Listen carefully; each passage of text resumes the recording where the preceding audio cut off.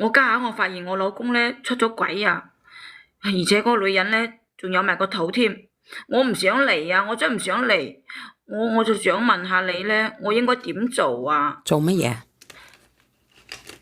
即係佢依家咧就即係好似當我冇到咁，當我死咗咁樣，又同我冷戰喎。仲有啊，佢阿爸阿媽都勸我同佢離喎。所以我今日咧你避約咗我老公嫌啊定係過嚟呢度。你喊啊？有時控制唔到自己啊，我真係唔想同佢離㗎，所以我我今問你啊，你日約咗避嫌佢。啊定係喊啊？依家係避嫌。人哋係避嫌啊，你聽唔聽得到啊？係避嫌啊！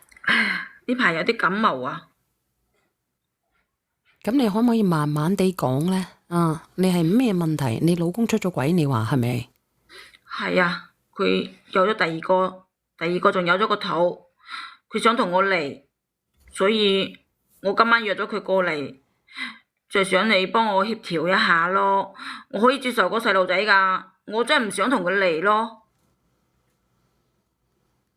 然之後咧，所以我就想，我約咗佢過嚟㗎啦，你幫我連佢上嚟啦，好唔好啊？即係你而家就連咗佢，咁你同你老公冇細佬哥嘅咩？哎呀，小圓姐姐呢件事講真一匹布咁長，你家下連佢先啦，佢嚟咗啦，我驚我控制唔到啊，我真係唔想嚟，你連佢上嚟先啦，好唔好？你等下我。你嘅意思即係話你係你係冇得生嘅？有，我係有得生㗎。你係有得生嘅，但係你可以接受佢嘅小朋友係咪？係，我暫時可以接受個小朋友。咁你而家生咗未？未生。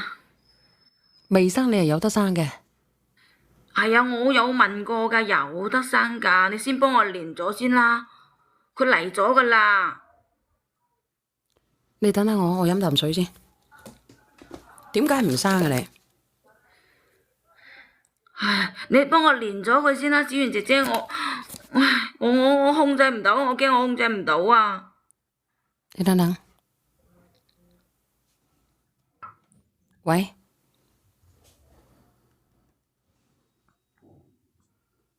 喂喂，何秀銀，你講啊，你唔係叫我上呢個直播間調解嗎？咁你有冇同人哋講你背住我做咗乜嘢？我做咗乜嘢你問下佢啊？啊。我冇做乜嘢啊！我只不過救我細佬啫，我有咩問題啊？喂，嗰個我細佬嚟㗎，咁唔通我細佬我都唔救咩？我唔通我眼白白睇住佢死咩？嗰個我細佬嚟㗎。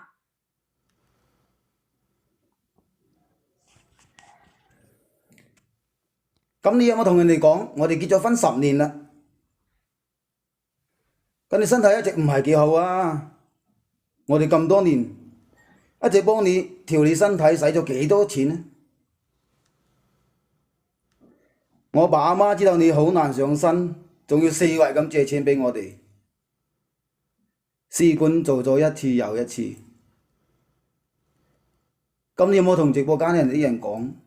今次你係第幾次試管先上啊？上身第幾次啊？第幾次啊？你係做咗試管係咪？係第5次啊，小婉姐姐，你幫我諗，係5次啊。做咗5次試管啊？係啊，細路仔做咗3個幾月。你有擴音啊你？冇啊，冇擴音。咁點解做咗五次試管都唔成功咩5次之前個4次都冇成功，而家第5次先成功啊！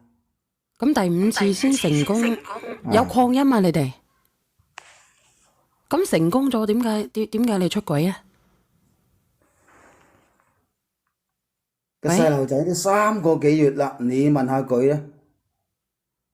阿姐姐你講下，呢個雨中王我話做咗3次都失敗。阿哥哥你可唔可以重新連過上嚟啊？我呢，我細佬啊，佢有尿毒症啊，晚期啊，晚期嘅啦。我想問下你哋，如果係你哋嘅話，你哋會唔會救啊？你等等，嗰個我細佬，我親細佬嚟㗎。哥哥你連返上嚟啊，試下。喂，哥哥你連返上嚟啊。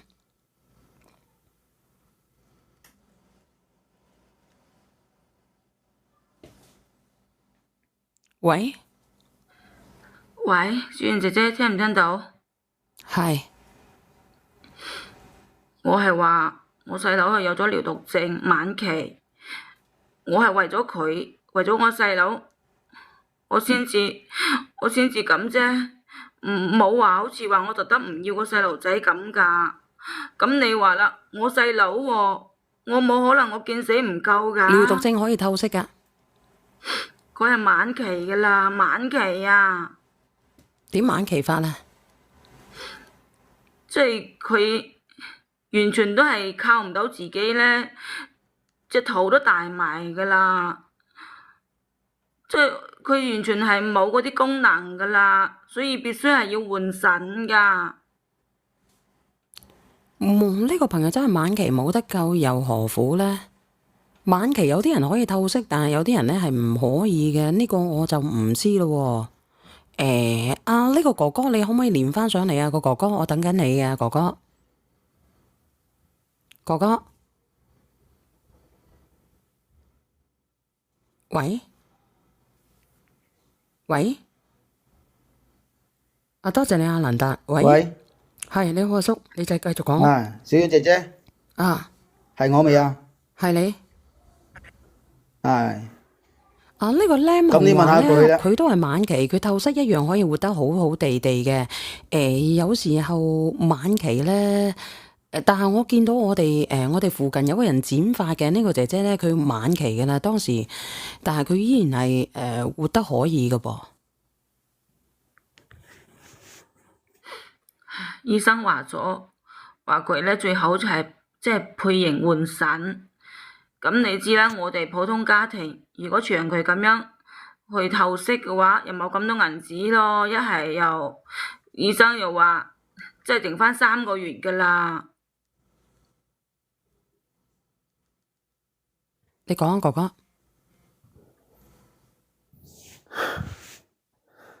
咁你諗下啦，3個幾月，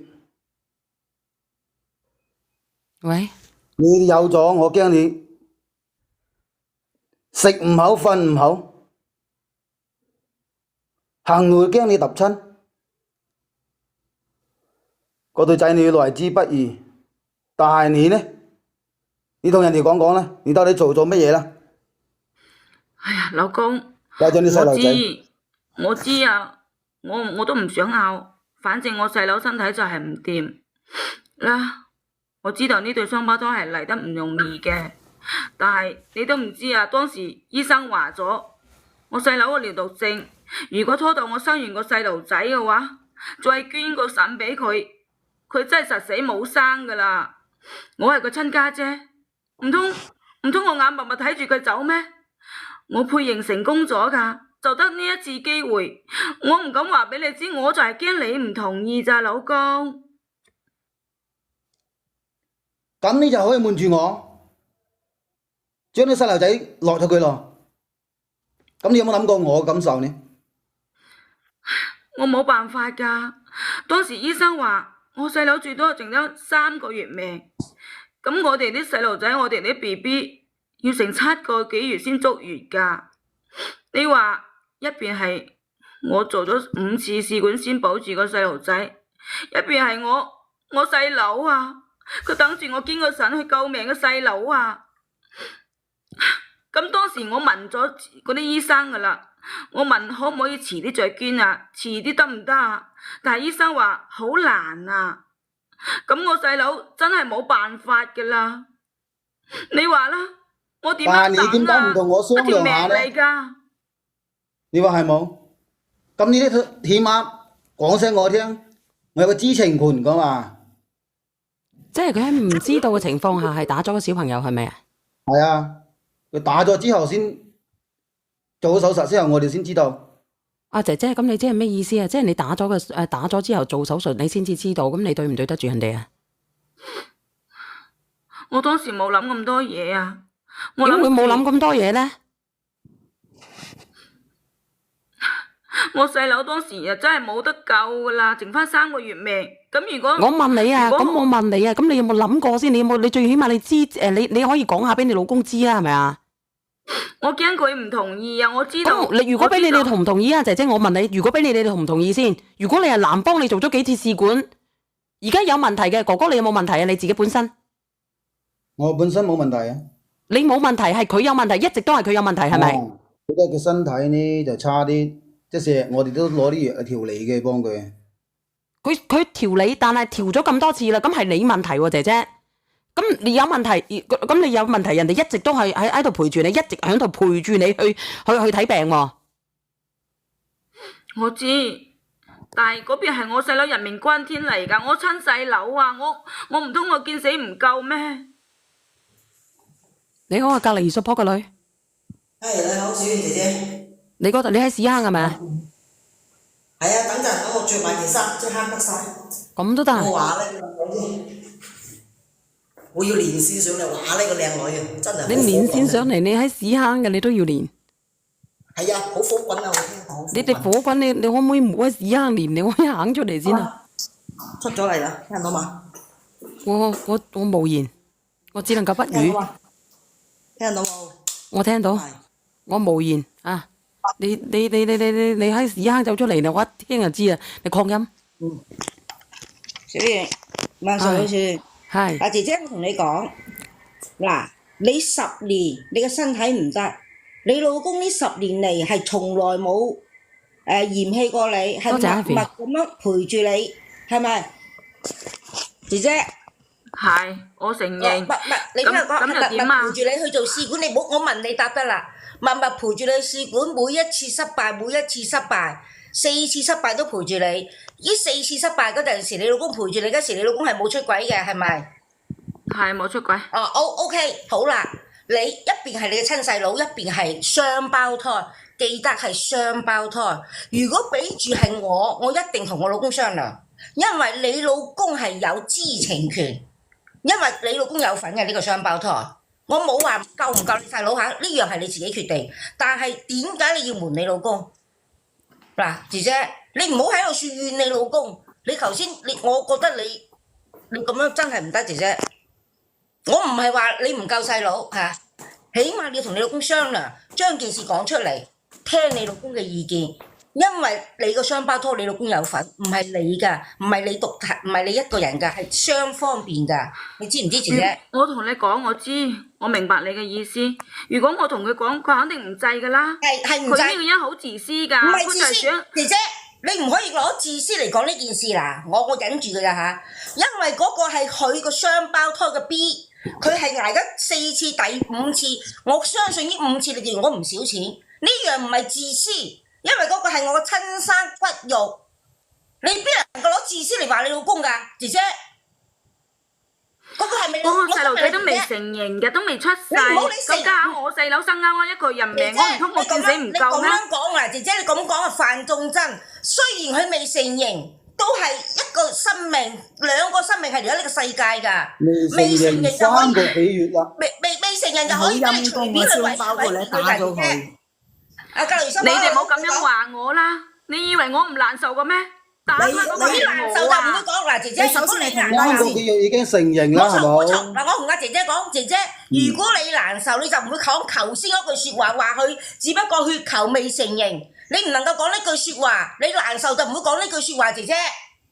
你係一個不負責任嘅人啊！咁難得先有對雙胞胎試管試5次。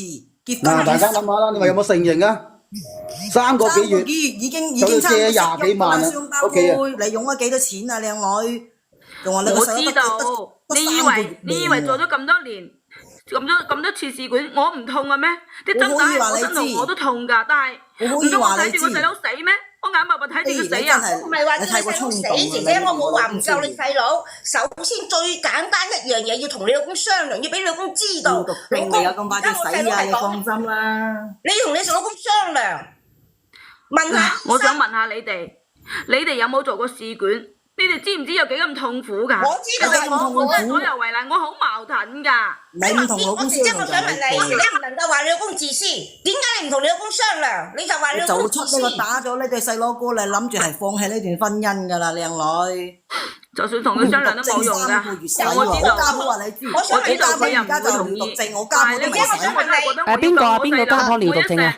我家婆，你家婆點尿症？你末期定係幾時啊？中期啊定係點樣？我家婆都而家係末期㗎啦。醫生講話佢翻嚟，如果食唔到嘢一個月個零月就拜拜，但係佢而家成年都仲喺度，我家婆。佢咁一定要透析佢又㗎？唔去透析。我又想舉手。唔得㗎，廣告去透析唔去透析唔得㗎。唔係啊，我家婆我想舉手啊！我五你等下姨先丈啊，啊我五姨丈啊，16年啦，洗腎到而家仲喺度。咁問題係，如果有併發症嘅話咧，我舉手啊會釘㗎喎。我舉手，係啊我舉手。你講你舉手我啊！因為我家我都婆呢冇辦法同你形容我而家嘅心情啊！我期待咁耐先有個雙胞胎，你你話你個老婆太過無知啦，佢唔同你商量，佢選擇。啊多謝你哋嘅細聲唔知咋，你哋唔好咁樣佢係用講兩我咁樣打條命換一擊我啦！條命啊你哋咁樣批評我，我個心我真係好難受，我本身都已經好難受啦。你兩頭唔到啊你救咗個其實我都細佬就冇左右為咗家庭難嘅，你哋有冇明白我個心我明情啊？你梗係明白我你嘅心情明啊靚白我舉手，女我舉手，我舉手嗱，姐姐我係明白你，我明白你，我冇話唔明白你，我明白你嘅痛苦。呢4次加埋第5次，我知係痛苦。雖然我未經歷過，但我聽過係好痛苦。我而家係講一樣嘢，就係你點解唔同你老公商量？你唔可以話你老公自私。如果講自私，你係自私。當你一唔要呢個雙胞胎，你就等於你放棄呢段婚姻。你知唔知，姐姐？我知，我承認我冇同佢商量，我係唔尿毒症啱。冇咁快就死啊，但我唔可靚女，你以眼白白放心睇住佢啦。睇啊呢個住我細佬嘉麗話死啊我一定救細佬嘅，連埋阿嘉麗上嚟啊！我唔去救佢啊！我做唔到啊！我冇話唔俾你救啊，姐姐，我冇話唔俾你救，我嘉麗救一定嘉麗，要救。我連埋你上嚟。咁你話我點救佢啊？我除咗咁樣，我唯一咁樣問題係你冇其他徵求老公嘅意見啊嘛，姐姐，嗱你等陣先尊做過佢啊嘛。嗱，嘉麗你講啊，嘉麗我一定要救我細佬先咯，點解咧？因為個 B B 係喺個肚度3個幾月，我同個細佬可能感情好啲，感情好好多，我會救細佬，我一定會救細佬阿。嘉麗，我想問你，當日係啊係啊，你我就係咁樣啊！我嘈，我問阿嘉麗，咁嘉麗你會唔會同你老公商量？係啊，你會唔會話俾你老公知？你老公唔同意嘅話，唔係，首先一樣嘢，嘉麗會話咗俾佢聽。首先一樣嘢，你會唔會主動同你老公商量呢件事？我要唔要個 B B 好？會唔會同我老公商量？阿嘉麗，我係我嘅決定都係一樣，係選擇要我細佬多啲。唔係我問你知你，唔知道唔係唔做5次好嘈嘅試管唔好嘈要花我就問幾多你啫錢，要承受幾多次失望啊唔？係，阿嘉麗姐姐嗱，我想問一樣嘢，我都知道左右為難，但係當你知道要救細佬要嗰陣時，你會唔會同個老公講，老公，我想救細佬，我唔要望嘉麗，嗱，你作為你咁計，你有冇會話講都冇講俾我聽，就去落咗佢咧？阿哥哥，你話係哥哥唔好冇？嘈住，哥哥唔好嘈住，我問下邊嗰個嘉麗姐姐，我而家就係問你會唔會同個老公商量先去做個 B B，再抉擇個 B B 嘅件事，會唔會？會係咯，咪就係會咯，就係要同個。會而家講嚟講就同我老公商量，起碼尊重個老公先，係咪？你救邊個先？我唔去糾結。咩啊？而家糾結就係你唔同個老公商量，你一唔同個老公商量係啊，你冇咗個 B 就證明你呢段婚姻你係放棄呢段婚姻。嘉麗，我哋嘅意思就係咁樣講。我意思係咁樣，我就話商唔商量咧，其實我都係咁樣決定㗎啦，因為我細佬嘅感情比我肚入面嗰個感情要深厚得多啊而！家我都話啦，我唔係話唔俾姐姐救細佬，救可以，但係前提係要同個老公商量，我呢兩個 B 我要定唔要？嗱，老公我想救個細佬，我哋可唔可以唔要呢兩個 B？係咪要俾個老公有同個老公商量，個老公有知情權先？你覺得我講得啱唔啱，嘉麗？你覺得都係啱。係啦。選擇權姐姐就唔係，我老姐姐就唔公生啊。係。之後阿平常心姐姐，我同你講，當時咧我細佬啊，佢又有併發症，佢係要換腎先救得到佢啊，唔係話透析咁簡單㗎。姐姐，你到而家你都唔明錯喺邊度嚟？你就係應該，你老公係有知情權，因為呢兩個 B 係你老公有份啊。咁我問你，所以頭先你話你老公自私，咁我知道我係有錯，我承認咗啦。我話咁，我問你，如果我同意，我老公佢唔同意，你會唔會救個細佬？咁仲商量啲乜嘢？有咩用啊？唔係姐姐但係我哋做咗5次先成功噶喎。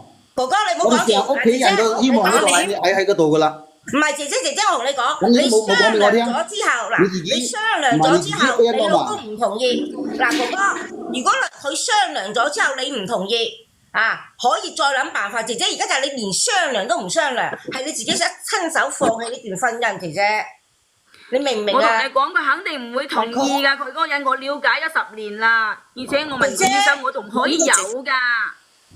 姐姐依家姐姐可能有你次次都要做。唔係啊，姐姐，你知唔知咧？如果你冇咗一邊腎，然之後咧，你有咗 BB 咧，佢會增加個腎嘅負擔嘅。我屋企嘅感受咧，你要調幾多年啊？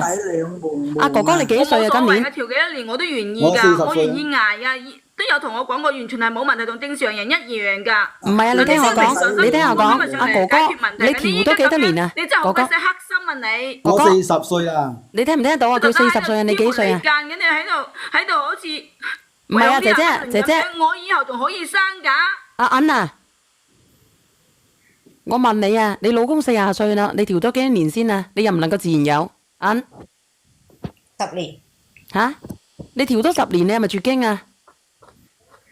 到時候你得埋腎結石嘅，你係咪唔可以有啊？小雨我舉手。頭先嗰個直播間嗰個朋友仔叫我嘅，叫我問呢個阿老婆，你屋企係咪得你先至可以配對成功？你父母有冇去驗過有冇配對成唔成功？咁梗係啦，唔通我特登係唔要我個仔啊？咁我先去救佢啊？肯定係得我先得㗎。姐姐，我話俾你聽，你唔能夠攞嗱嚟咯。阿平常心啊，做咩無語言無法識別定係點樣啊？阿嘉麗，你又講下你嘅見解，嘉麗。不過你平常心講得啱嘅，就係話你嘅意思係依家係錯在咩咧？錯在就係佢冇同佢老公商量啊嘛。但係我覺得，如果我商量着，我係會揀，一定係揀我救我細佬。點不知公平啲人話我申請俾人哋鬧，你咁叻嘅，你上嚟俾人鬧咯。唔係，嗱呢個咧就係人各有志嚟嘅。咁既然選擇救你細佬咧，你就要承受你個先生如果接受唔到你咁樣嘅行為嘅，佢會採取啲乜嘢行動？嗱，我而家講翻句説話嚇，到我講，我上嚟講講好唔好？啊，你又講。上面1米嗰個匿名咧，而家我哋唔好講錯與對，即係企翻你嘅立場，我用翻你嘅立場去分析呢件事情。一個手掌又係肉，手板又係肉，嗰個係你細佬，一個係你嘅小朋友。我同嗰個匿名嗰個姐姐講下，嗰個女人講下，咁係可能會有人會撐你姐弟情深係咪？咁呢個都無可厚非，但係有一樣嘢就係你要承受一樣嘢，你頭先冇資格鬧你老公黑心，知唔知？因為你老公都係人嚟嘅，你肚裏邊嗰2個亦都係佢嘅骨肉，即係正如好似你愛你細佬。我係話嗰平常心啫。你頭先講咗呢句，頭先你講咗呢句，嗱你冇駁我，你頭先講咗句，而家我同你講道理，你有權利去選擇去救你細佬，無可厚非，因為嗰個係你親細佬，你老公都有權去憎你，因為你親手殘害咗佢嘅骨肉，所以其實當你唔同你老公去商量，你自作主張決定去救你細佬，犧牲你肚裏邊嗰2個 BB 開始，你就應該有心理作用，承受你老公離棄你。我覺得你老公係冇錯嘅，佢亦都唔會話有啲咩黑唔黑心，因為佢亦都係你，佢嘅心情亦都係你想救你細佬嘅心情，明唔明？你唔想冇咗你細佬，佢同樣唔想冇咗佢嘅骨肉，所以你都冇權去鬧你老公。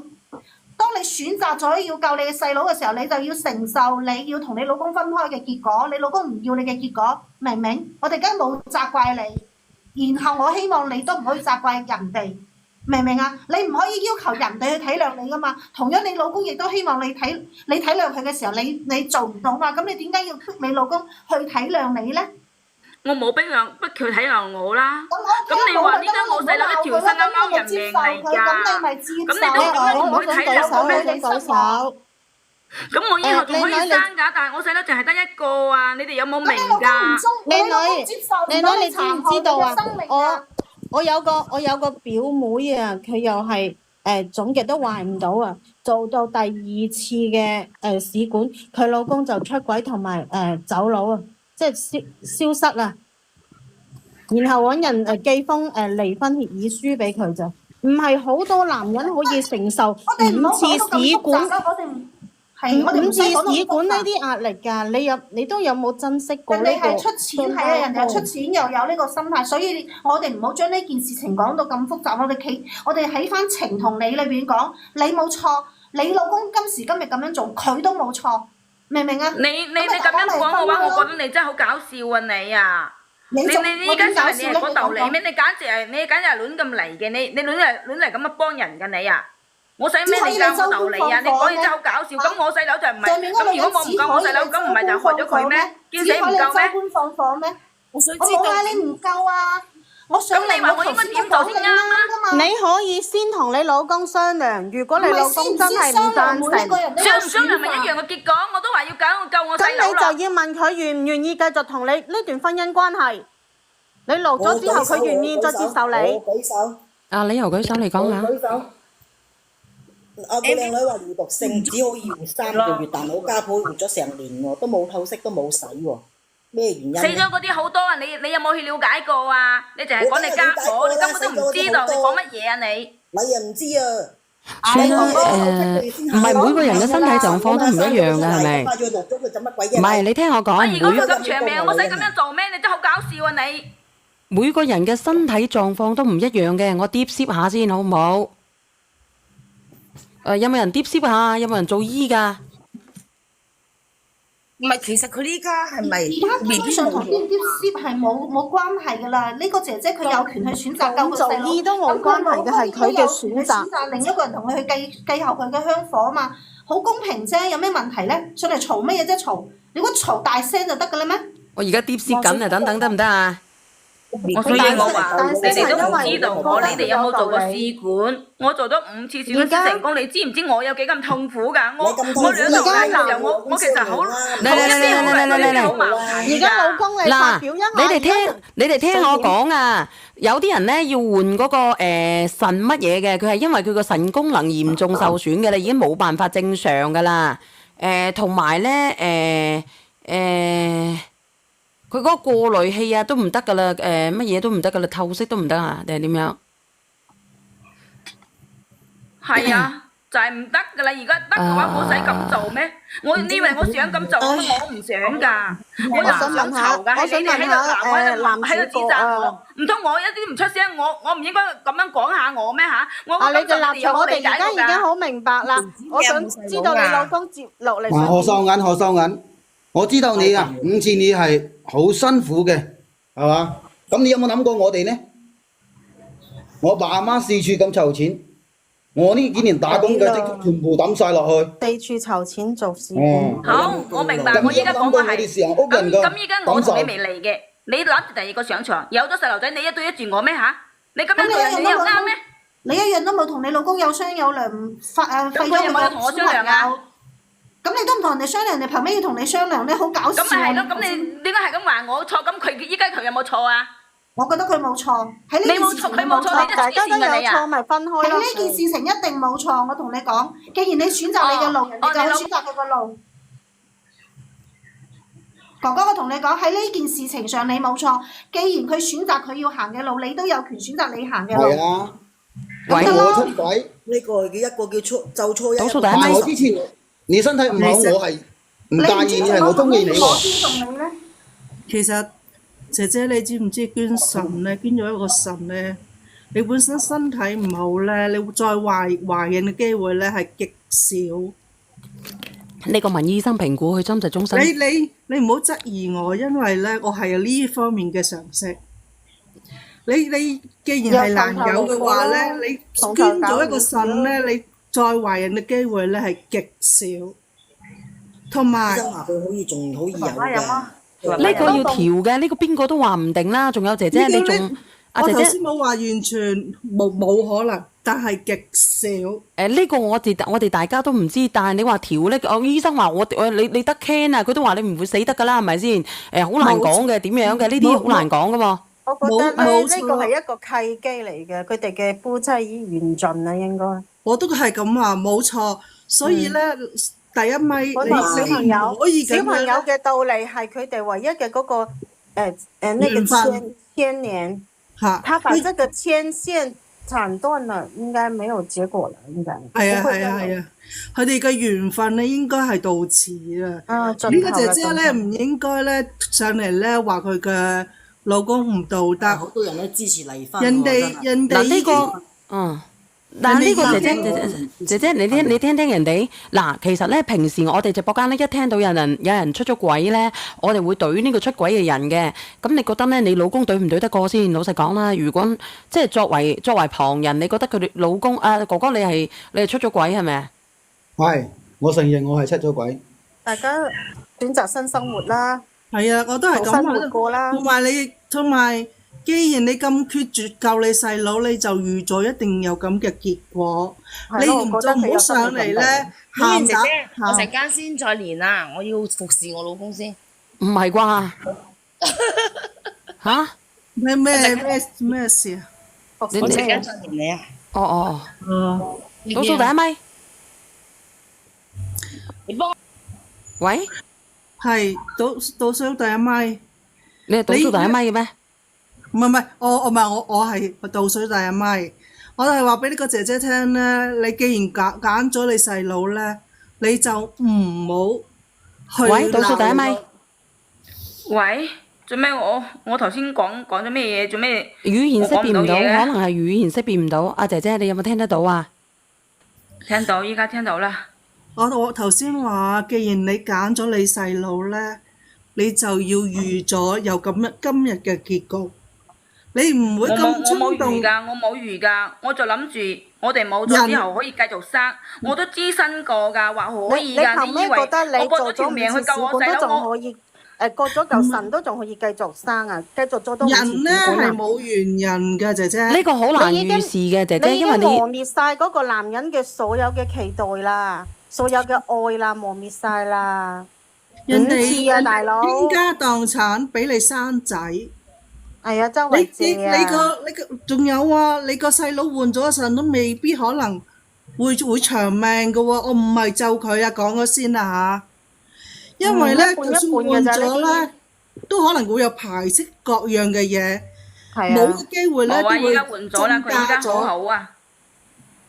哦，咁姐姐你換咗幾耐啊唉，你換咗幾年唔係，我啊？哋唔需要講呢啲嘢，我哋祝福你，你細佬換咗好，佢健康，我哋都祝換咗佢身體1健康年啦。，你冇亂咁講啊！身體健康我希望你講嘅係祝福係真心嘅。我真心唔係我祝福你細佬好咁啊！我哋係肯定係真心祝福㗎啦。我係以事論事啊，知唔知？我上嚟由頭到尾我都冇鬧過任何一個人，我係以事論事，係根據呢件事情去講。我覺得你老做錯，頭先我都冇覺得你做錯，但我亦都覺得你老公冇做錯。係啦，因為冇錯啦大家要。俾翻彼此嘅立場去考慮問題。係佢，大家都我承認冇我係錯咗，但係佢依家佢諗咁，你話我冇同佢商量，咁佢係咪應該先同我提出嚟咗之後先至有咧？係咪咁講啊？咁唔係你做咗你哋咁識講道理，初一先啊嘛你哋係咪嗱咁呢個哥哥唔係話咩初一15就得㗎？哥哥，咁我而家問你，哥哥，嗯咁而家呢件事啊出現咗啦，嗱呢件事就係咁樣啦，嗱，咁你要出軌嘅，你點解唔講清楚，話俾佢知，同佢講清楚咧？倒數第一咪，志遠姐姐，呢件事情討論咗咁耐嚇，啊，咁我想同呢個姐姐講，我亦都想同呢個哥哥講嚇。結婚係兩個人嘅事，離婚係一個人嘅事。你哋依家事情已經發生咗，喺度相互指責都冇用，因為男嘅呢個哥哥唔想同呢個姐姐過啦。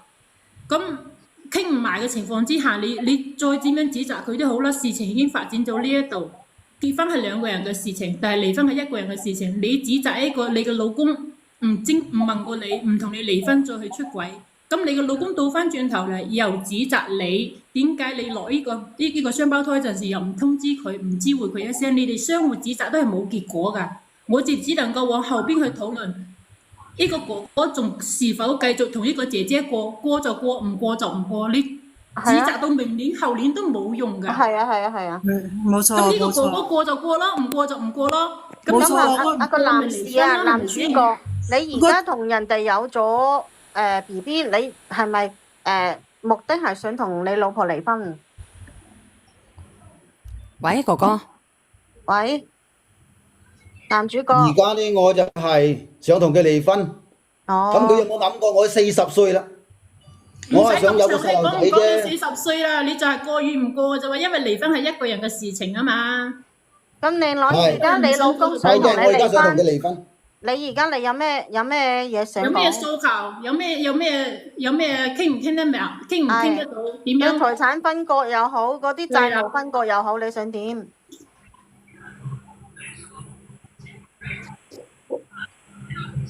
喂，可唔可以唔好咁樣問佢啊？你哋咁樣問佢，你哋依家咧真係引導佢嘅啫。姐姐我依家想上嚟同佢講你可係唔唔可以唔好好嚟因為我啊！哋引唔引到佢？我哋未而家佢自己個離婚係你自己要立場啊接受現實啊！你自己要哋，接受現實我唔啊！想嚟，我都講咗我可以接納佢出邊嗰個 BB 啦。點解你哋仲要咁問咧？哦，咁人哋都唔咁你頭先冇講啊嘛？阿靚仔我講佢話咗啊可以接受你同另一個女人結婚，唔離婚，但係可以忍受你同另一個女人生仔生活，佢隻眼開隻眼閉，你又離唔離婚啦？咁呢個哥哥唔接受嘅情況之下，咁又點咧？因為離婚係一個人嘅事啊嘛。因為咁樣係一件好冇道德嘅事噶喎，一夫兩妻啊！阿哥哥咁你點樣啊？佢話可以接唔可以接受受。咯。我阿爸阿媽又唔可以接受咯。你爸阿媽唔接受，依家個姐姐又唔接受，咁你咪走正常程序咯。我哋都有相關嘅其他嘅人去嗰啲機構去處理呢啲咁嘅問題，你咪該點樣走程序咪走程序咯。你哋兩個喺度相互指責係冇結果㗎。嗯。而家唔係我哋引導你哋兩公婆離婚，同意啊而係阿個男方佢嘅立場就係要離婚，因為佢個情人已經有咗 BB 啦，人哋一嘢就搞掂啦，你就5年其實我同你5次講，試唔好話管都搞唔我同佢掂。商量呢啲咁嘅藉口。其實咧，佢就即係出軌就出硬咗啊！想報復我啫，係咪啊？阿姐姐有時候呢啲唔係報復啊，佢點會報復你呢？如果佢唔愛你嘅，姐姐你聽我講，如果佢唔愛你嘅，佢就唔會花10年嘅時間幫你去睇，係咪？你將呢個男人嘅稜角已經磨盡咗啦。如果一般嘅家庭呢，好多啲，如果得一個仔嘅，或者佢好想要小朋友嘅，佢一早就飛咗你㗎啦。講真嘅，呢啲咁樣嘅家庭。真嘅，肯定嘅。但係你而家將人哋成家人嘅希望破滅咗啊！點解依家係喺人性嘅面前要救人命嘅時候，你哋唔可以體諒下咧？嗱啱啦，小婉姐姐你哋講得啱啦。我屋企就得我一個仔，你身體唔好，我陪咗你10年。要個老公體諒下你，你話係咪？咁你是否你咁嗰時候因為樣做之前有我中意你冇體諒下，個我就可以老公咧？陪你。嗱，你又講下嘉麗姐。冇咗可以再揾噶嘛，咗可以再生緊，而家咪生唔到。而家問題就係你老公願唔願意再翻5次嘅試管，令到你再懷上 BB？有一樣嘢啊，佢願唔願除咗佢意？身體仲有錢咧，你之前嗰20幾萬，佢哋都係東借西借借你有冇返嚟諗過嘅？其實講真嘅，呢個靈兒講得啱嘅錢呢，你以為個個人嘅經濟都會咁好嘅咩？如果佢係好嘅家庭嘅，佢飲你啦，但係唔係啊嘛。人哋而家唔使錢就可以有啦，有咗種啲錢係借翻嚟㗎，幫你去做試管嘅，你要諗下啊。其實靚女，你而家嘅你而家係處於劣勢啊，劣得好緊要啊！你要花錢花時間先可以懷上，人哋呢個女嘅，一嘢就搞佢攞咗個掂。腎仲要去調理身體啊！錢咧，你知唔知你唔單止捐咗個腎俾你攞，你都仲要去調身體啊！你何來嘅錢啊？嗱，我又俾你講下啦，嘉麗姐，你個思想角度比較獨立啲，你講啊。我覺得係，如果佢一開始選擇隱瞞佢老公，去選擇佢仔仔，已經係選擇咗噶啦，路已經係要離婚噶啦。你覺得離婚係咪正常啊，嘉麗姐？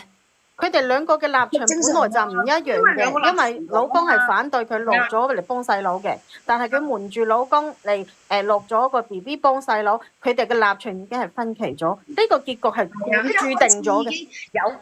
預咗有呢一個後著，你應該要知道，你應該要承受。呢個結局係注定。所以我都覺得嘉莉講嘢係好中立咯。佢係啊，佢話佢如果俾佢，佢都選擇幫佢細佬，所以冇錯㗎。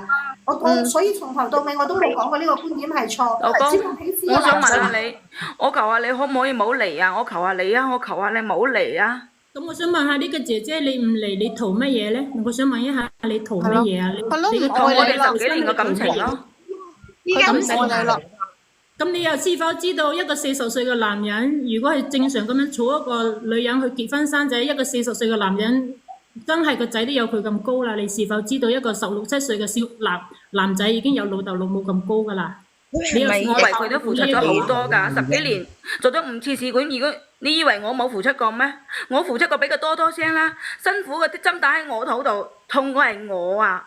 咁如果我細佬唔係咁嘅話，我會冇細路仔咩？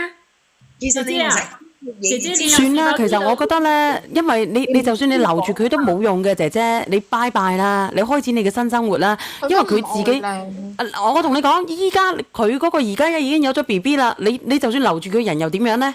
嗰個2+1同佢肯定係產生感情噶啦。所以我想問下你哋諗下，佢出軌要幾耐時間啊？佢唔通佢咁容易就揾一個咁啊同人哋上床又有咗？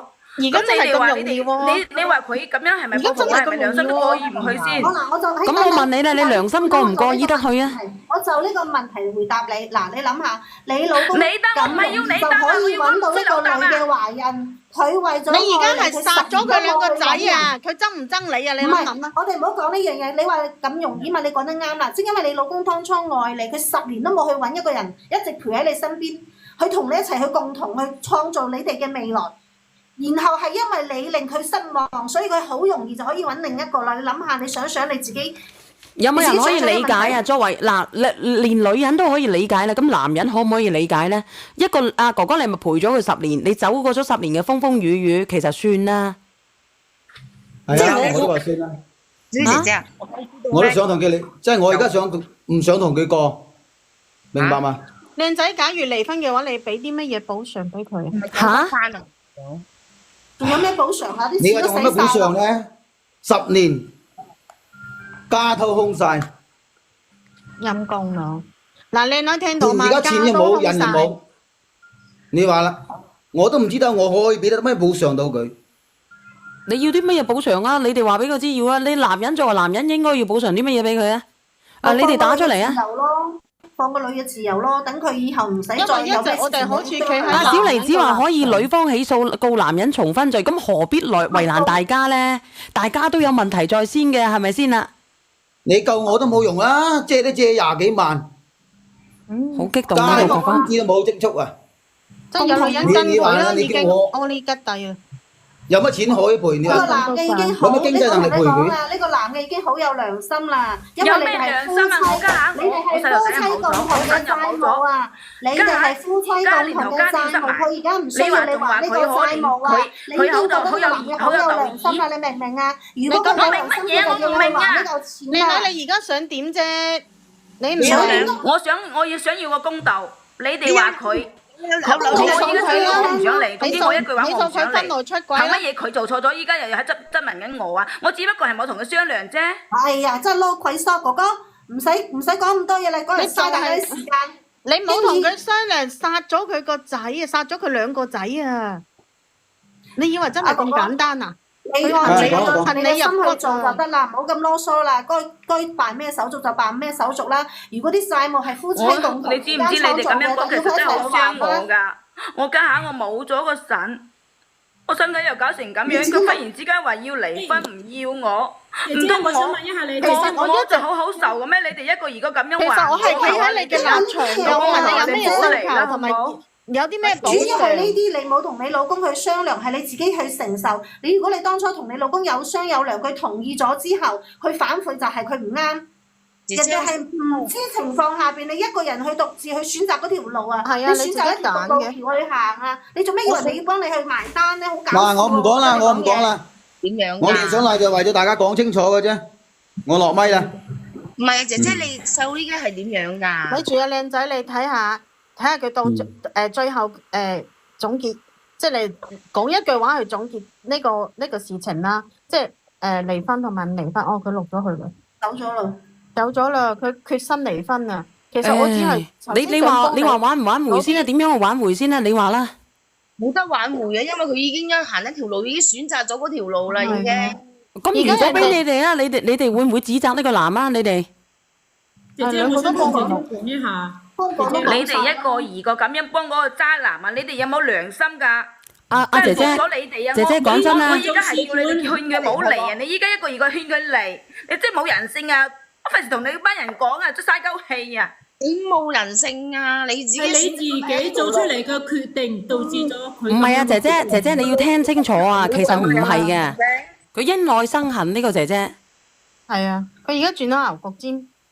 係佢自己行出嚟嘅咋，佢唔離婚，佢自己做咗咁樣離婚。嗱，個救佢細佬又係佢選擇嘅，落個雙胞胎又係佢自己選擇嘅，佢選擇咗呢啲事情之後，做咗咁嘅決定之後，佢依家接受唔到咁樣嘅結果啊！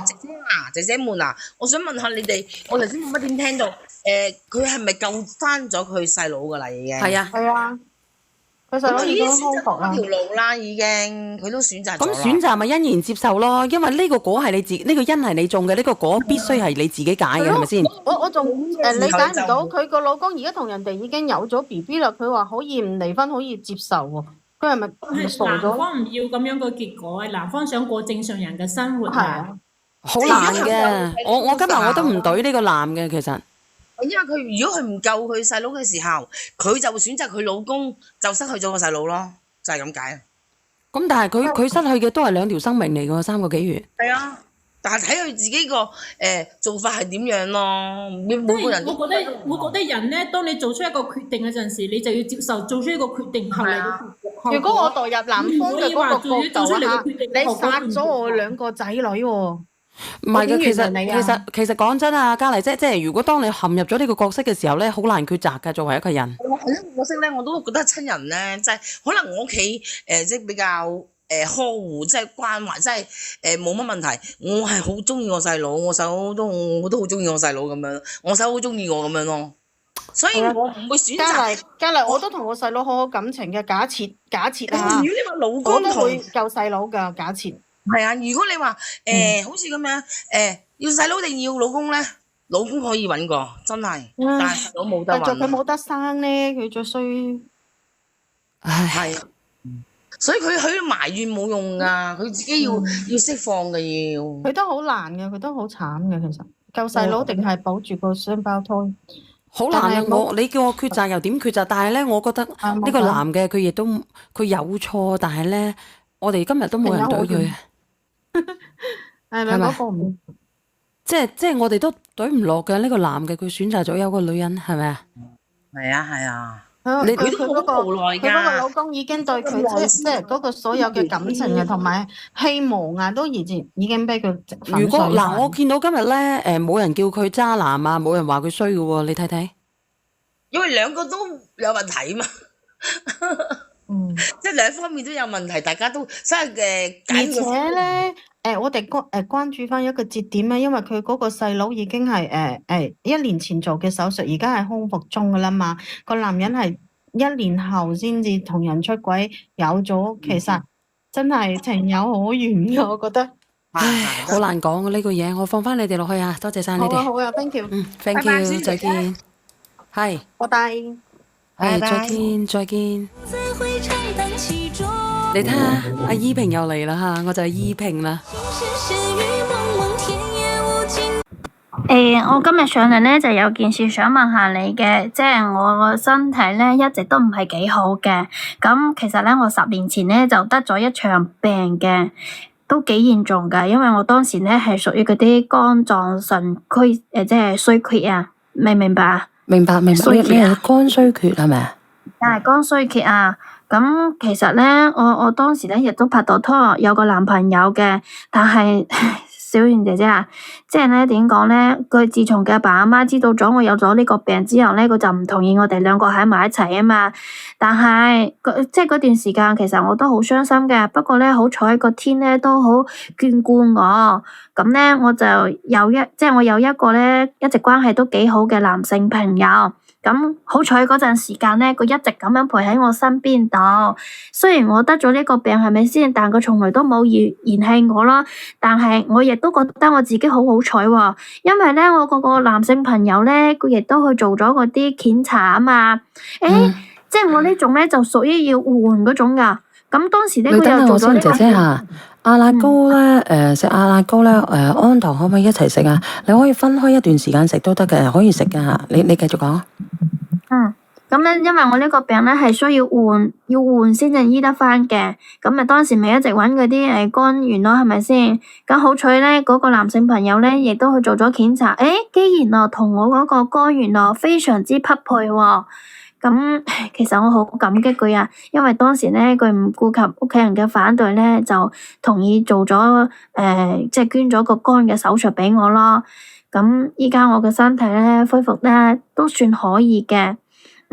其實經歷咗嗰件事之後咧，我哋兩個咧，即係我好感激佢亦都為我付出咗咁多，係咪先？咁我哋咧都成咗男女朋友嘅。咁其實咧，即係點講咧，小燕姐姐，我知道佢鍾意我㗎。咁多年嚟咧，其實我都好努力咁樣，我好想去嘗試去鍾意佢啊！但係咧，我唔知道點解咧，我始終都放唔低我之前嗰個前男朋友啊嘛。但係我又知道我自己個身體咧，根本就唔配同佢喺埋一齊，即係嗰個前男朋友啊嘛。咁後邊咧，我仲知道咗啊，佢居然啊聽佢阿爸阿媽安排咗去相睇啊嘛。咁後邊又結咗婚，又生咗個細路仔喎。咁其實呢幾年嚟咧，即係我都係同依家呢個男朋友咧嘅照顧下咧，我身體咧都恢復得幾可以嘅。其實咧，佢都同我求過20幾次嘅婚嘅。其實我唔知點解啊，因為我一直都行唔出嗰步咯。所以我一直都冇同意佢。因為我放唔低我嗰個前男朋友啊。特別係去舊年嗰陣時候咧，我打聽到咧，我嗰個前男朋友咧，佢同佢老婆離咗婚啊嘛，所以我就好想去見佢咯。不過咧，我又唔知道我自己依家即係點講咧，我可能襯唔上佢啊。但係小燕姐姐，我又唔想有咩遺憾喎，所以咧，我就想問下你咧，問一問。你講咗咁耐咧，你有冇諗過咧？你嘅男朋友啊，如果咁樣，而家嘅男朋友啊，你啱先你話你驚佢襯唔上佢啊，或者點樣嘅，你有冇諗過咧？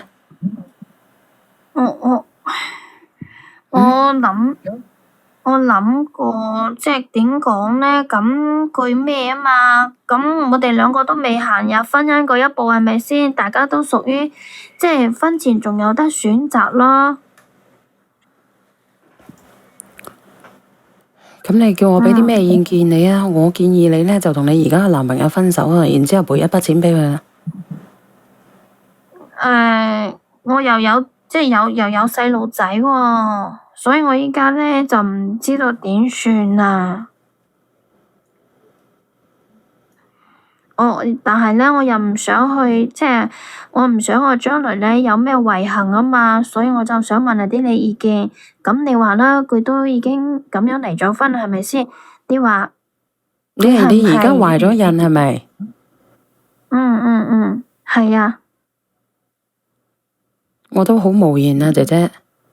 我想問下你咧，你覺得一個人會隨隨便便咧會捐個肝俾人哋嘅咩？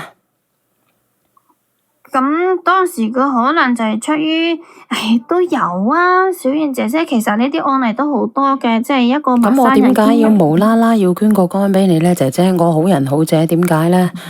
如果個個人都怕死嘅，點解咧？你有冇諗過咧？佢可能就係有愛心咯，佢有愛心咯。你唔好講呢啲嘢啦，可能就係有愛心。你一直都喺度為自己揾藉口，你根本唔中意人哋，但係你一咧又同人哋喺埋一齊，你借住人哋，你借住呢隻水魚揾個水泡嚟揾依靠。如果你嗰個前男友如果有心嘅，佢會一直陪住你啦，使乜嘢去結婚啫？咁唔係嘅，小燕姐姐，即係佢。咁即係嗱，社會上都有好多呢啲熱心嘅人士，係咪先？邊個咁熱心啊？邊個咁熱心嘅可以資助間屋俾我噶？間屋又唔同㗎，咁捐呢啲咁係當時我係同佢拍拖，咁我亦都好感激佢，但係咧愛情呢啲嘢冇辦法㗎喎。你唔好出聲住我鍾意就鍾意。你話你個主播係咪做抖音㗎？我係做抖音㗎，我係做抖音㗎，Simon。我呢個 Samsung 係咪啊？我係做抖音㗎，我就係咯。咁你話咁多熱心人士嘅，我使鬼日日開播咩？個個人都知道我咁慘㗎啦，係咪先？又沙聲又剩啦，我都好想自別墅啊！有冇人識做啊？吓？有冇人覆下我啊？有冇啲地咧？可唔可以有2蚊㗎？我想買嚿地啊，1畝地啊！有冇啲熱心人啊？有嘅聯繫我啊！咁呢啲又唔同㗎嘛。你點會唔同咧？阿姐姐，我貼先喎。有冇人咧願意咧捐個肝俾你陪住你嘅，一直陪住你咁多年嘅？咁，哎呀，小圓姐姐啊，咁當時嗰啲嘢咁還唔埋㗎，咁再加上愛情呢味嘢係咪先？唔係話夾硬嚟先令有幸福啊！我心入邊我都唔係，我冇辦法裝得到佢嘛，咁冇辦法㗎。始終都唔通要夾硬咁樣同佢結婚咩？始終啲未來都唔幸福啦。你可咁想而知你需唔需要喎。同呢個男仔講清楚？講清楚，我又唔知點講喎。而且我又有咩嘛？你有咗 BB？嗯。你講清楚又唔知道點講，咁你問題人哋咁樣我帶住你走去揾你個前男友，你個前男友都唔會理你噶，因為你有咗人 BB，你都係一隻爛鞋嚟咯。啊？哦，我知道啦，Samson 吓，阿姐姐，你都俾人搞過咯，你覺得你配得起人哋咩？啊？你有咁多啊？我可以落咗佢㗎。咁你落咗佢，但係你有個前科㗎喎，你自己得個病㗎喎。你覺得人哋父母會唔會接納你啊？咁我依家都醫翻好啦，恢復得七七醫八八翻都生藥啦。費啦。又點會咁樣講咧？咩醫翻都生藥費，即係依家都換嗰個就係好嘅肝啦，係咪先？以前嗰個都唔好我聽你要好似佛啦。山人嚟噶，你清遠定係佛山噶？我教佛山嘅，我清遠嘅。你嫁咩佛山啫？你冇結婚，個男仔佛山噶？係啊。咁你嫁咩佛山啫？你未結婚？咁我就係未嫁，我就即係佢想要我同佢結婚啊嘛，我就冇啊嘛。係啊，小圓姐姐，我依家咧就係唔知道點，即係你話佢離婚啦，係咪因為放唔低我啊？你都戇居啊！你都我沙聲啊！乜嘢啊？咩無辜啊？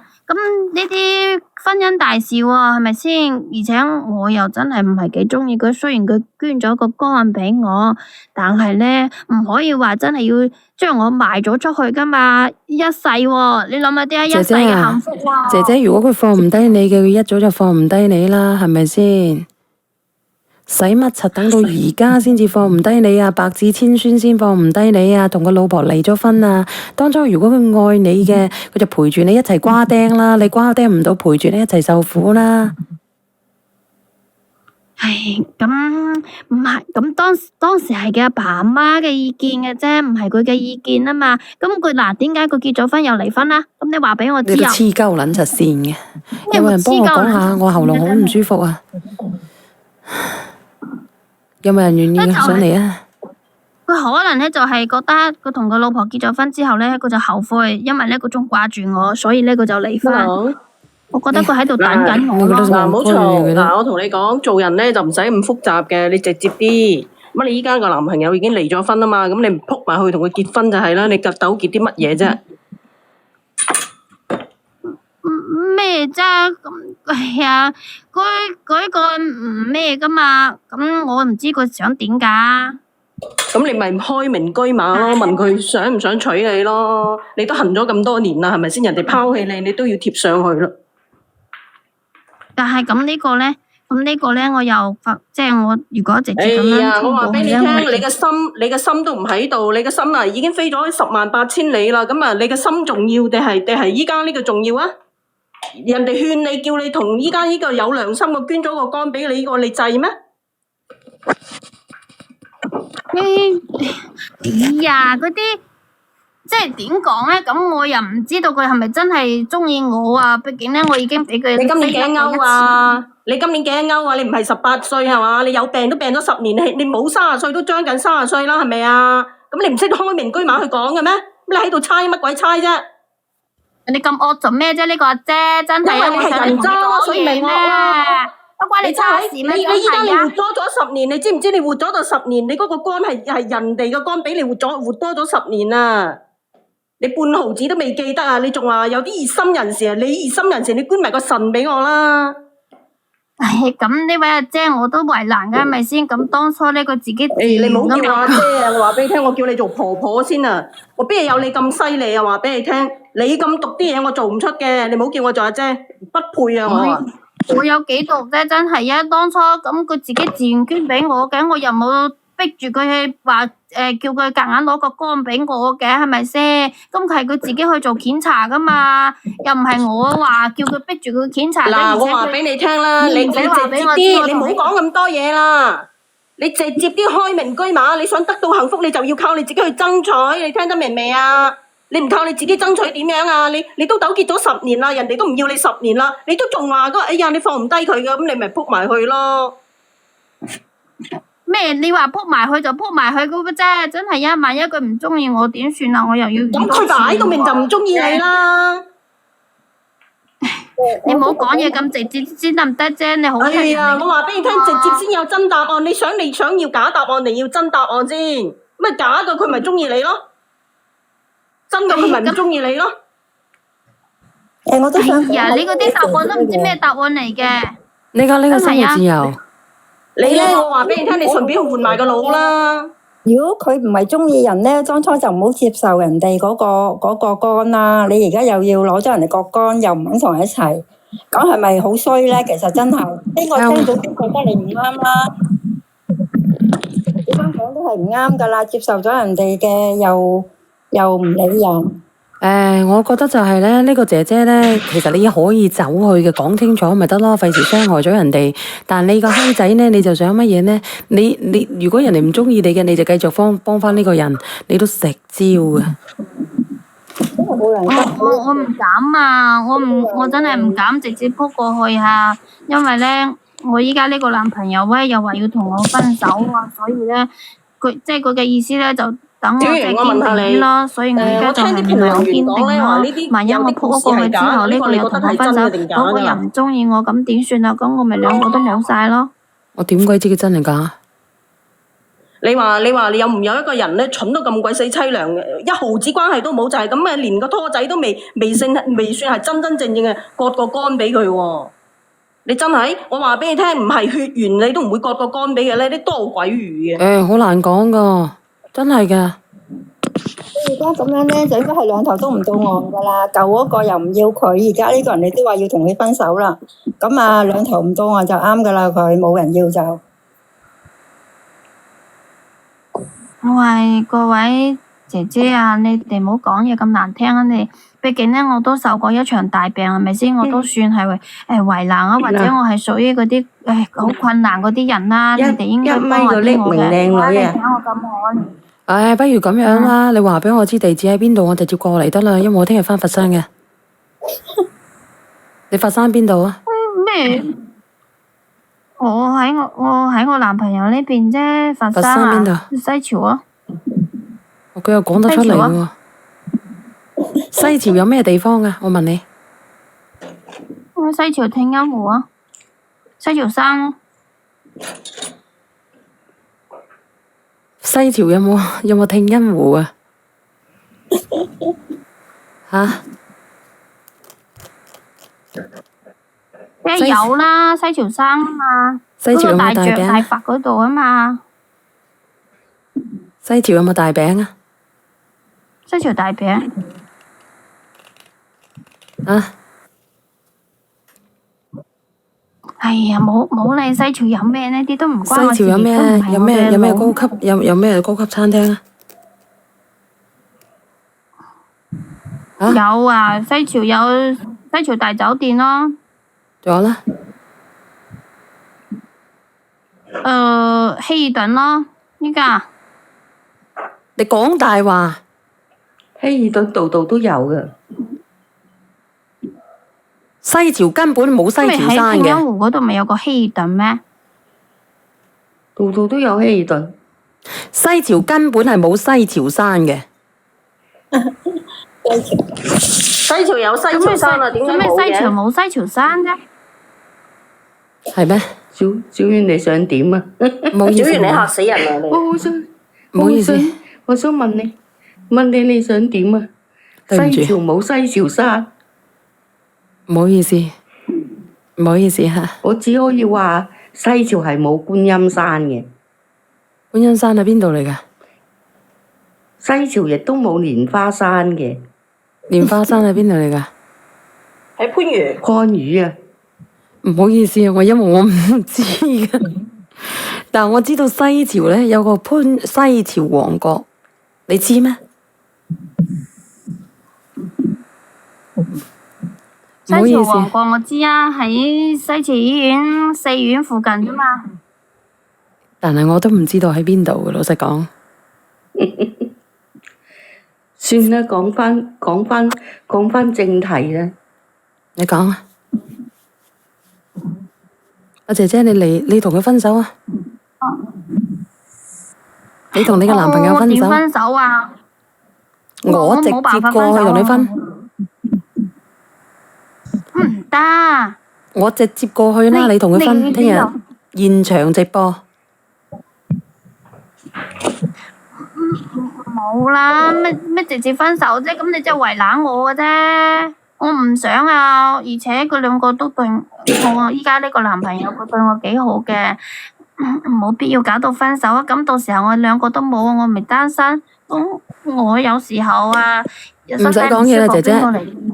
你要麼咧你就同佢分手，要麼咧你就好好過。如果唔係嘅話咧，過多幾年咧，好容易釘雞。咩釘雞啊？釘雞咩意思啫？釘雞啊！釘雞有冇人知道咩意思？唔好欺負老實人啊！係啊。我仲有咁長嘅命，我點解要咁容易釘雞咧？你真係啊！我都講啦，如果話俾你聽，俾我咧你冇咁得戚啊！你嗰個肝咧係人哋嘅肝嚟嘅，話俾你聽啊！你相唔相信？你相唔相信因果啊？話俾你聽，你依家都要食嗰隻抗排斥藥㗎。我只咁都係咩㗎？你用人哋隻肝活多咗10年係咪啊？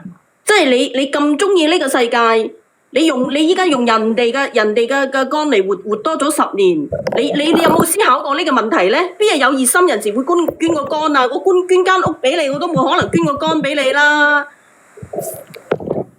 其實咧，佢係揾人笨柒。呢個男仔應該係一直好中意佢嘅。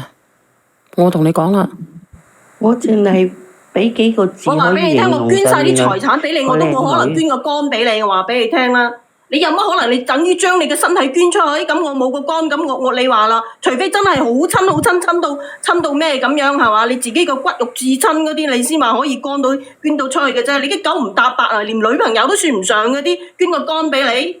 我話俾你聽，嗰個男仔個阿媽真係啊，喊都喊死啊！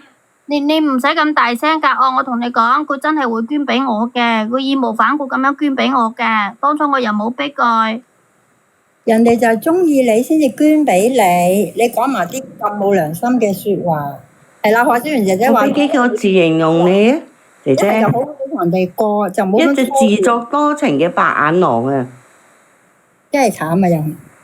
咩啫？真係啊！自作多情嘅白眼狼啊！你係咪情願捐晒啲財產出去都冇可能捐個肝出去嘅？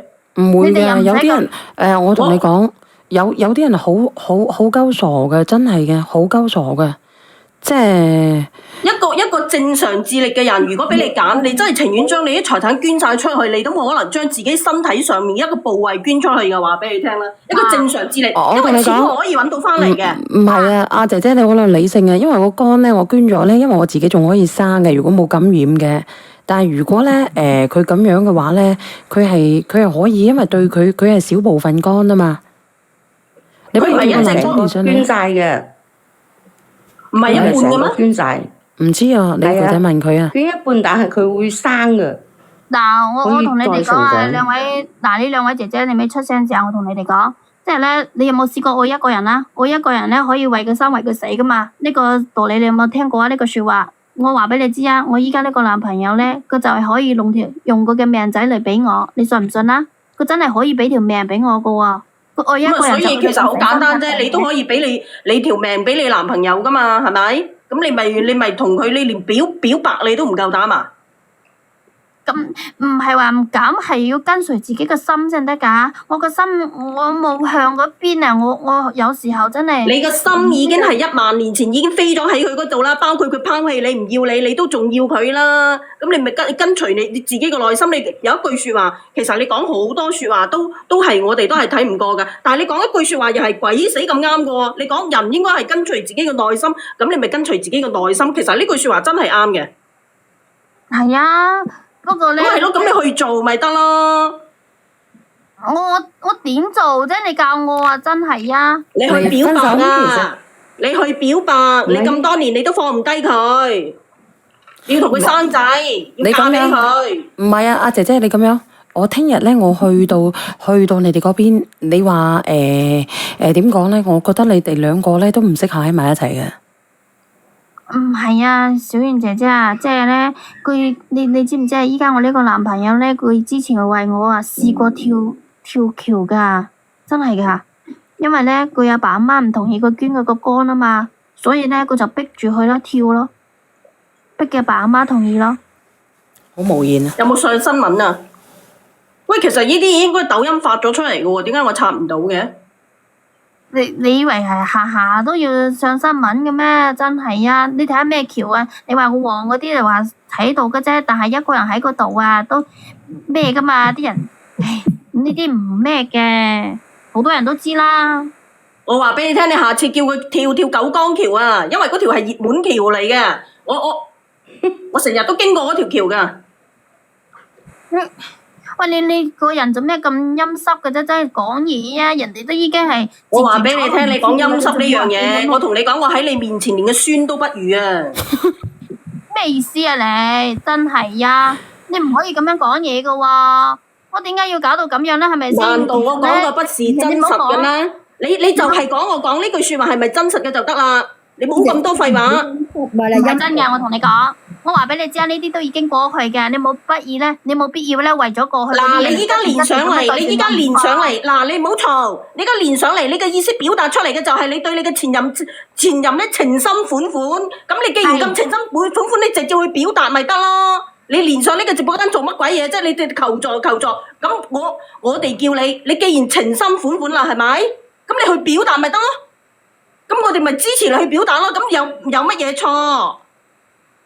依家我解決得到咧，我就唔使上嚟問佢啦，係咪先？就係我有啲嘢咧就係煩住，咪上嚟揾阿小圓姐姐傾訴一下啫，又唔關你哋事嘅。其實你哋有乜必要咁惡啫？我要問你咩？真係啊！我唔該你咧，如果你食飽飯咧散完步咧，你哋翻去張床嗰度執埋隻腳瞓埋覺算啦。喺度阿支阿周講咁多嘢，真係啊！因為小圓姐姐嘅喉嚨咧，佢就唔舒服，佢就叫咗我哋上嚟表達。咁如果我相信小圓姐姐嘅意思同我差唔多，唔信你問下佢。你咁樣啦，你不如咁樣啦，你喺佛山嘅，因為我聽日真係返佛山嘅。你話你問我嘅，你想點樣？你話俾我知。你問我，你話。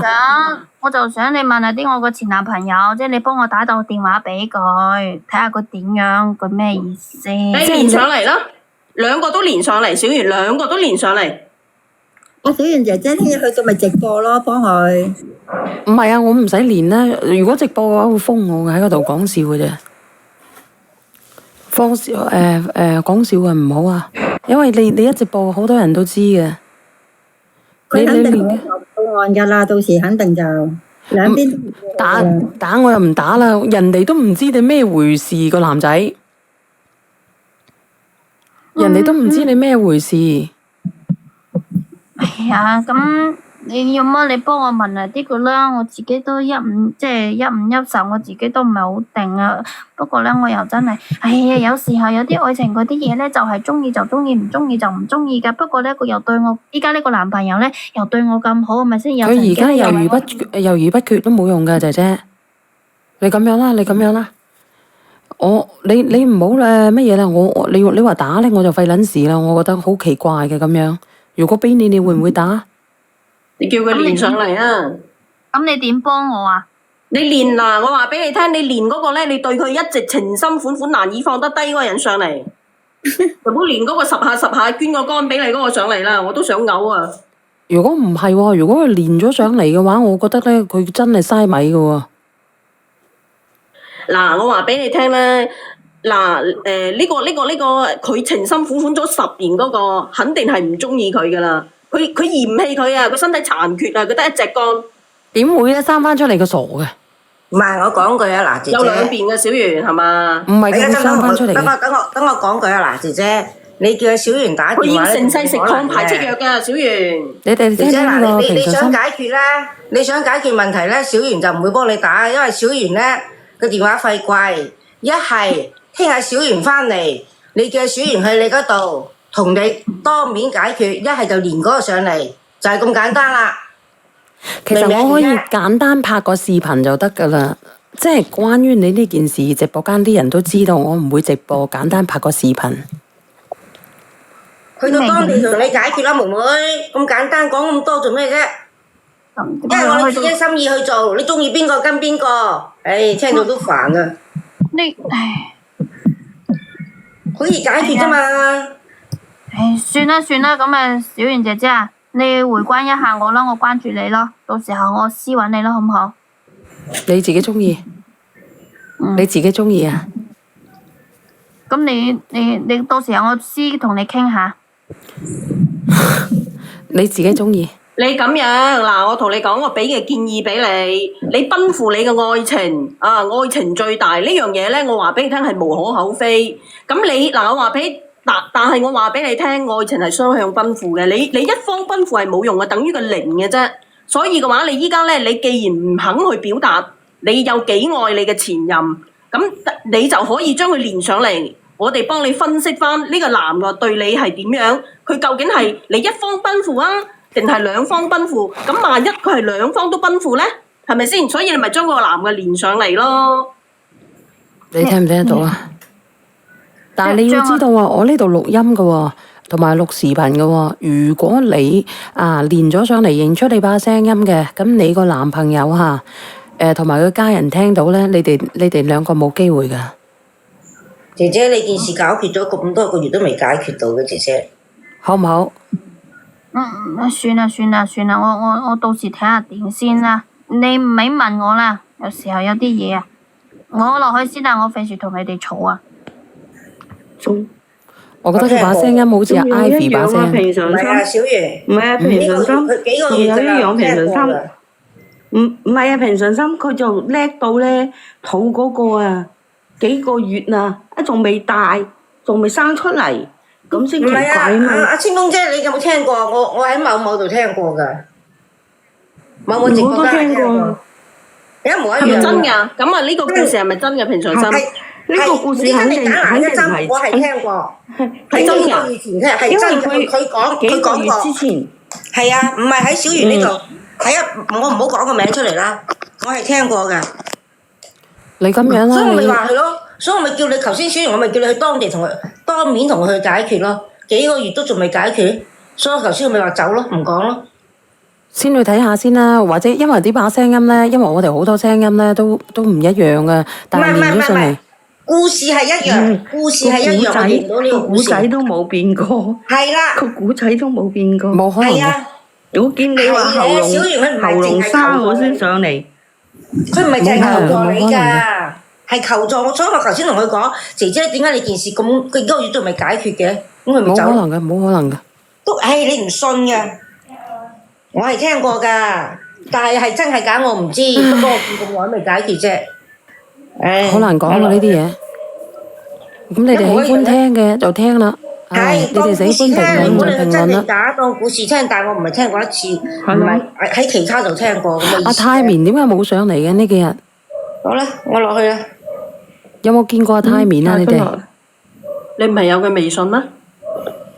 我有個微信咧，我見佢都冇覆過我嘅個泰棉。多謝大少。咦？點解落唔到嘅我？得啦。你乜你匿名啊？ OK。我落嚟啦，小圓。拜拜。好啦。唔知你幾落啊？嚟我吉你落去啊，清風。好，唔該晒。你係咪清風嚟㗎？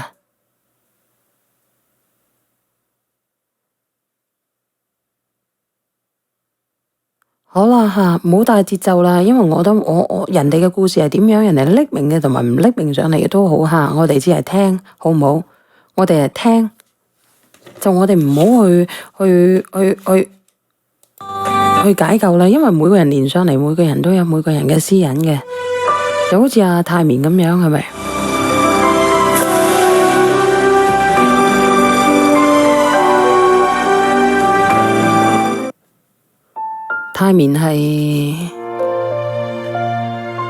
泰棉係廣東花都人係咪啊？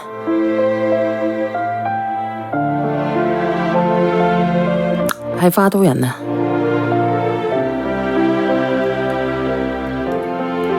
因為唔知點解突然之間諗到佢咧，係因為呢幾日咧，好多人咧講我肝啊，點樣啊之類嘅，所以我想了解下泰棉到底而家係咩狀況。有佢幾時去過天華直播間啊？我真係唔知嘅喎。呢個廣傳啊，唔好講呢啲咩釘鬼咗呢啲嘢嚇，因為人咧，人嘅可能好休息啫，嗰度啊？我話可能阿泰棉早休息咗，所以就冇入你嗰度。可能阿華哥佢哋開播早啊嘛，所以就去咗華哥哋嗰度有入過去咯。Sam 哥話阿泰棉咧係廣州人嚟嘅，係廣州人嚟嘅嚇。